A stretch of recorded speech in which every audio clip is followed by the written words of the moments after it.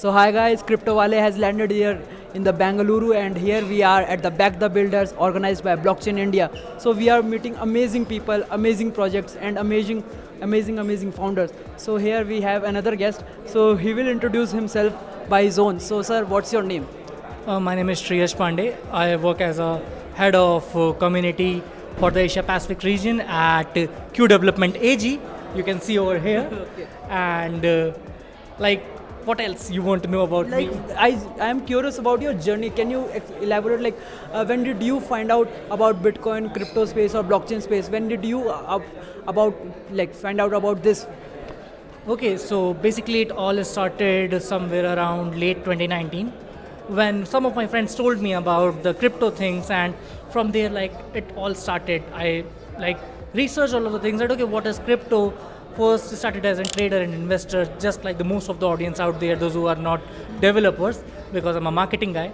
And from there, I started to check out all of the things that okay, how coins work, what is governance, and how things all the things work within the Web3 space. And from there, I got to know about that. Okay, it's something interesting. I learned about that. Okay, how blockchains work, like on what layer it works, what are the things that are inside blockchain, and why it is really required and will be a future tech that will be revolutionary. So from there, it all started. So like 2019, here we are standing at 2023 and it's almost like 2024. So did you stick to the market or you just come and go away? Like what's the scene?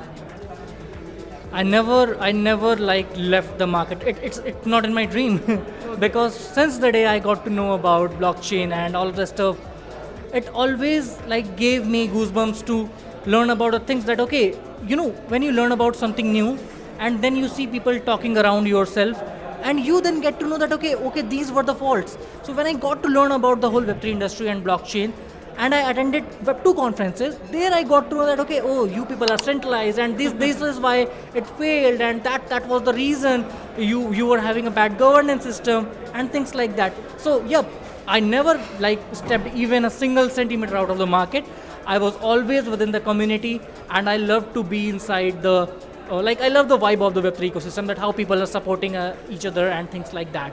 So I would firstly say to congratulate you, just because you gave a great seminar, a great speech about explaining how the Q blockchain works. But our audience doesn't know. So what is Q blockchain is trying to actually solve the problem that other blockchains haven't solved yet. So a little brief on that. Like what is Q blockchain and how they will, I would say, revolutionize the ecosystem. Sure. That's an interesting thing to talk about, and I'm very sure that your audience will love to know that okay, what Q is. So Q. Do you have sorry to interrupt, but do you have any story behind this name as well? Like why is this Q blockchain, if may I ask? Okay, Q is a term that is denotes a lot of things within the industry, and we came up with this term Q. There was a lot of random things. So one of the co-initiator came up with the term Q because Q represents a lot of things in mathematics, in philosophy, and in early ages as well. So it's a symbol that represents a lot of things, and it is somewhat related to governance as well. Okay. And that's where we are building a governance layer, and we thought one of the initiators said that okay, why don't we have Q? So it became the Q protocol. Okay. So moreover to the Q blockchain, what is Q blockchain and what you guys are trying to solve? Okay. So first thing, let's start with the problem. Okay. So the current state of Web3, all of the things that are within the Web3, it could be a layer 1 chain or it could be a layer 2 chain. Everything, all of the chains require governance within the Web3 ecosystem. But the current smart contracts and the current things are not able to solve the problem of governance because they are working on a simple formula that is code is law. They believe that anything or everything that is coded inside, it's self-executionary, no doubt. It's transparent and it is something good. And we call it code is law. But that code is law is not enough because not all the decisions that are made in this world are binary.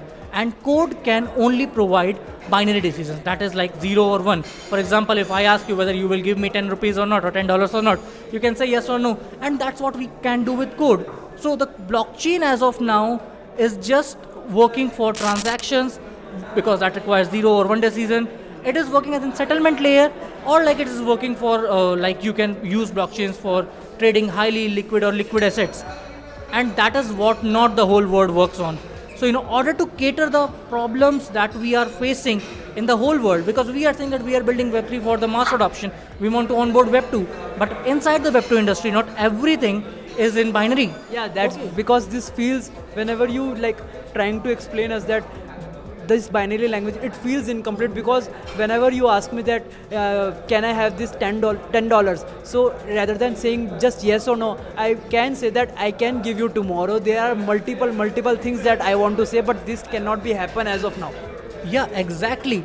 Because code as a tool for governance fails whenever there is something that requires judgment, that requires human level interpretation. For example, why should I give you? Or like why, like in terms of, let's talk in terms of Web3 terminologies. For example, we have seen DAOs. So within DAOs there are treasury. In order to get things or funds out of the treasury, people come up with a proposal and then people vote on it. What the current system gives you, that people can vote, and some or the other times, like the people who are the leaders of the DAO have the most voting power. They can manipulate the things in their own. And nobody is accountable for that, because there is nothing we call as governance within the current state of Web3. And it fails, and there it fails. You can take multiple examples, starting from the Ethereum DAO hack, coming to the recent hacks that happened. In all of those cases, the chain or the layer 1 chain, underlying chain was not compromised. Then why it happened? The human intervention? Yes, that happened due to the fucked up governance. That is the reason. And that's what we are trying to solve with Q. How? You have to elaborate, like what type of methods or use cases or the formulas that you guys are building so that these things can be resolved. Okay. That's a nice question to get deeper inside the Q ecosystem. So for like on the technical side, there are two things that we need to understand. So when we say code is law, that is called as transactional security. Okay, so code is law is transactional security. Then we need governance security, because transactional security can only put governance decision effectively that are binary. And the word is not binary, the word is not codable. So we need the governance security. So with Q, what we doing? We are built technically as a layer 1 EVM compatible chain to provide the top-notch level of transactional security or the code is law security. Sorry to interrupt you once again, but all the blockchains that we have already, all the layer 1s and all the layer 2s, we only have transactional security as of now. Yes, that's true. That's true that all of the things, all of the current state of Web3, when we talk about governance, the governance is baked inside the code, and that code is only able to provide binary decisions. Okay, so I think, okay. So moreover, the governance security, that none of the protocol has tried governance security in the past, or like they didn't come up with the solution that type of confidence or the type of security level that you are concerning, like moreover on that. Okay, so people tried for governance, but you don't want to let the power go from your own hands.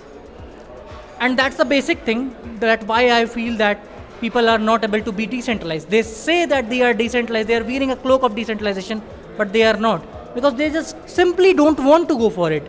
Okay, and the second thing, like maybe people have tried, but they don't know how to actually get the governance, because they don't understand governance well. So just to like give an example that, okay, not the example, the fact that what governance is. So there are three things. For example, we live in countries. Okay, countries have laws, okay, regulations, constitution, and all of those things. Then we need to enforce that law. And after the enforcement of that law, I just, like during my talk, I told that, okay, if there is no enforcement of the law, I can kill you right now. Okay, and nobody would be accountable for that, because nobody is enforcing it. But if I kill you after having a law and enforcement people, there is a dispute. And then for disputes, we have courts. So this is what governance is. And we in Web3 are lacking this totally.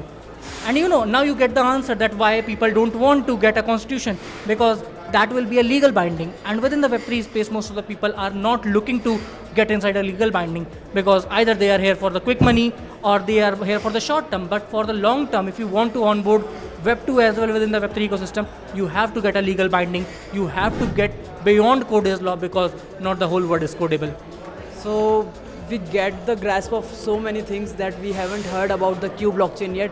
but thanks to you that our audience just educate about the if anyone wants to build with Q blockchain, either at the project level or either at the, for example, they want to contribute to the Q blockchain, is there any special ambassador program, stuff like that for the Indians, or I would say the Southeast Asians, or for the global ones? Because most of the viewers who are watching our video are the person who are actually building in this space, either it at a community level or at the founder level or business development level. So any notes for them? So for sure. So first I would like to answer your very first question that you just asked, that how a project can come to Q or build on Q. So as I just told that on the technical side, we are a layer 1 EVM compatible chain because we want to provide top-notch level of transactional security and along with the maximal governance security because we have a suite of governance smart contracts.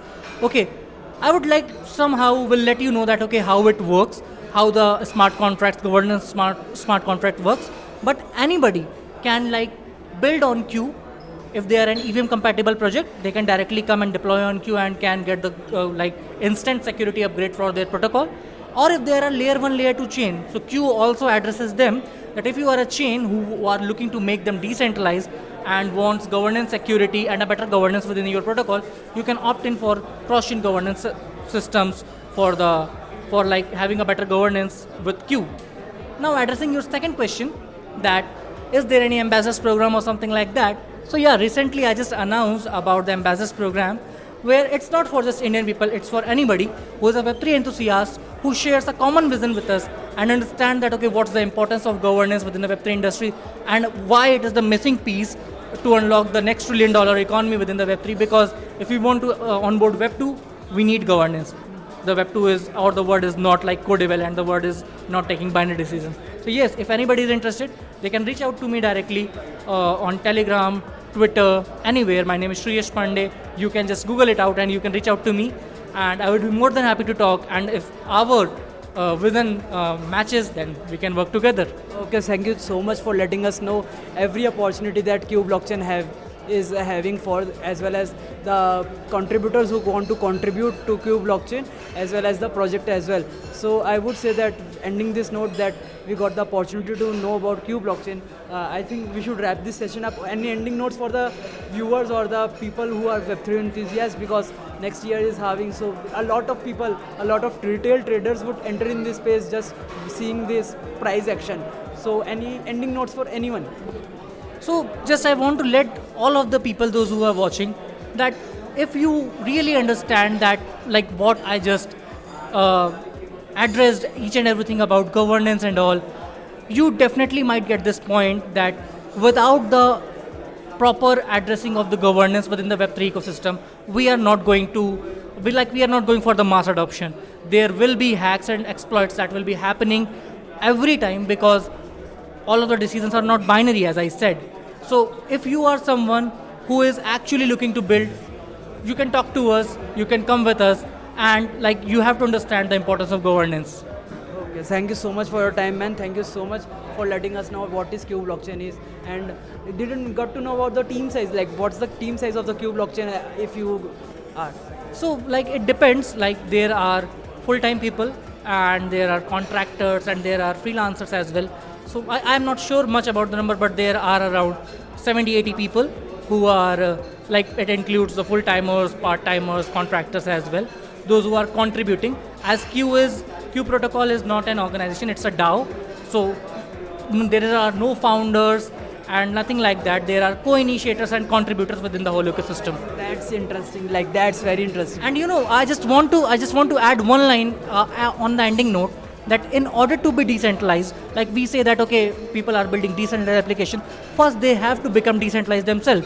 They can't build a decentralized organization if they themselves are not decentralized. So that's what whole point is as an ending note from my side. Thank you so much for your time, man. It's been a pleasure to talking to you. Thanks a lot to you as well. Thanks to and shout out to CryptoWaley. Signing off.